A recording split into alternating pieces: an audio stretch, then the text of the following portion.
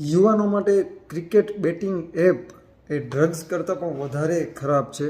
આવા એક સમાચાર વાંચવામાં આવ્યા કે જે ડ્રગ્સ છે એનાથી જે આર્થિક જે નુકસાન થાય છે, માનસિક નુકસાન થાય છે, એનાથી વધારે નુકસાન જે લોકો મોબાઈલમાં જે બેટિંગ એપ કહેવાય, જે રમત હમણાં આઈપીએલ ચાલી રહી છે, હમણાં ફાઇનલ છે, તો એનામાં જે ક્રિકેટ રમે છે, કોઈ પણ એપ્લિકેશન હોય એ વધારે નુકસાનકારક છે. એના કારણે આત્મહત્યા, ચોરી અને લૂંટ સુધીની ઘટના સામે આવી છે.